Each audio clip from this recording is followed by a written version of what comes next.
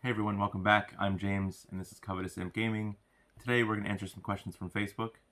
Please drop us a like, hit the subscribe button, ring the bell so you can get an update when we drop our future content, and leave us a comment below to let us know any future content you would like to see. Check us out on Facebook and Patreon. Just want to thank everybody for the awesome participation this week. As a result of your questions and comments, we're going to be doing 4 giveaways tonight after we handle the questions. My lovely assistant's going to be reading your questions tonight, and I will be answering them. Cliff R has a couple of questions about what the world is like. What's its name? The world's name is Eonia. What environments and races can be found?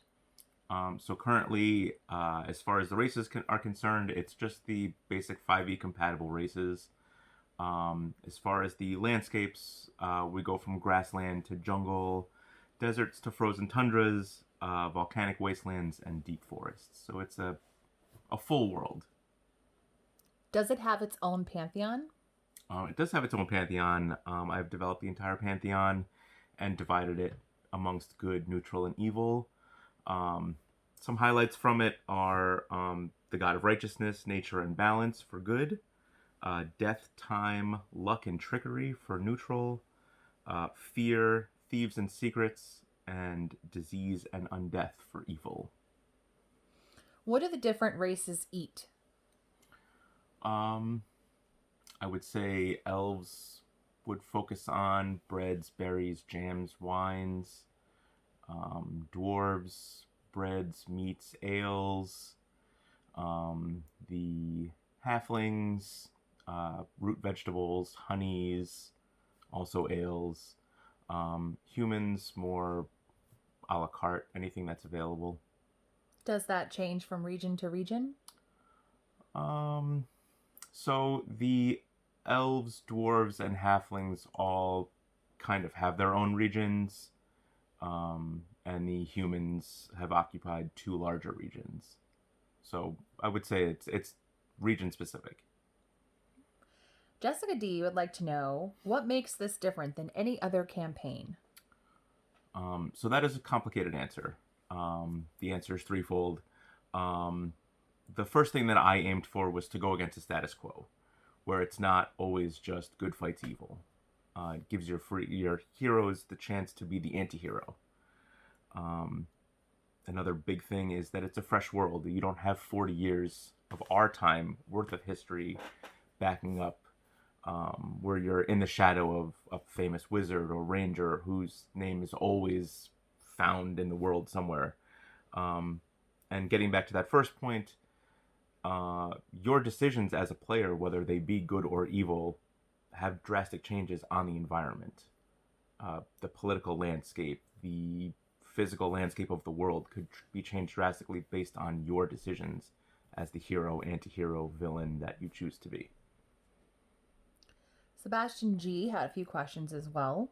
The first is, are there any dangerous cults active in your world? There are currently 2 cults. One is in the service of a demon lord. The other is in a powerful aberrations. They're actively worshiping a powerful aberration, and it's seeking its freedom.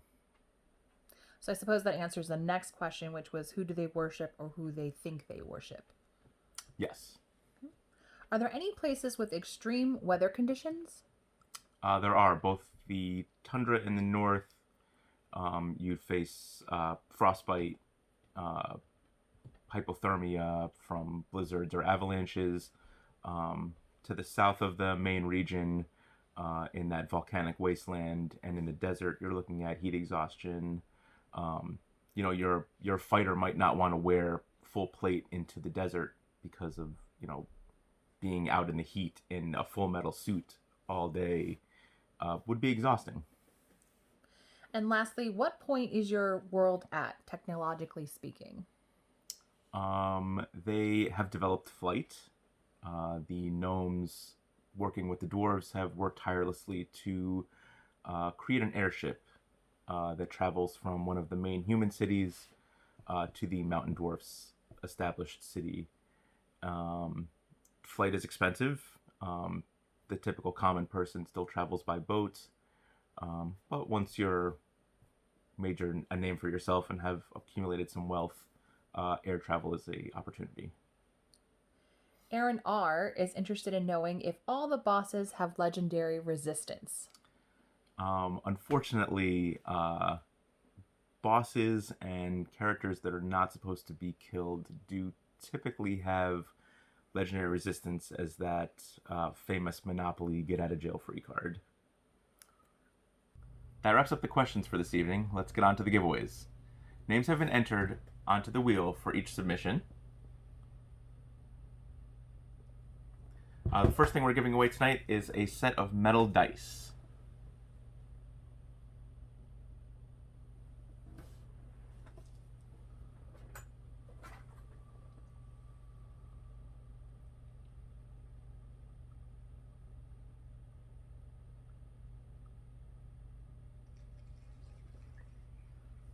Congratulations, Gabe B, on the metal dice. The next item we're giving away is a set of Xanathar's spell cards.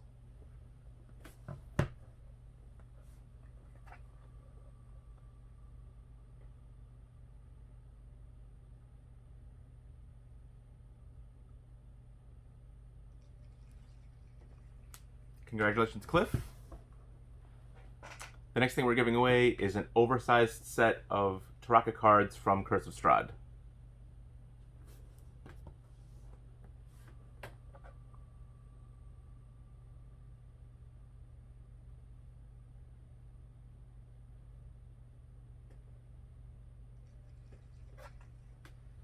Congratulations, Steve. Last thing we're giving away tonight is the Tome of Delving. It is a roughly 160-page character sheet that covers everything from your basic character stats to beasts you've encountered for wild shapes, to notes about NPCs that you've encountered, room to draw maps, places to write your quests that you're currently working on.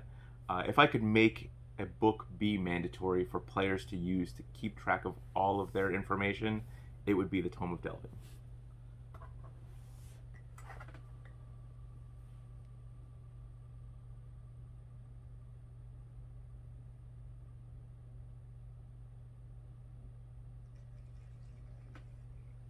Congratulations, Aaron, on the Tome of Delving. That's it for this week. Our video for next week will be viewer request again. Whatever you guys want to see, please leave in the comments below. Thanks. We'll see you next week. Bye.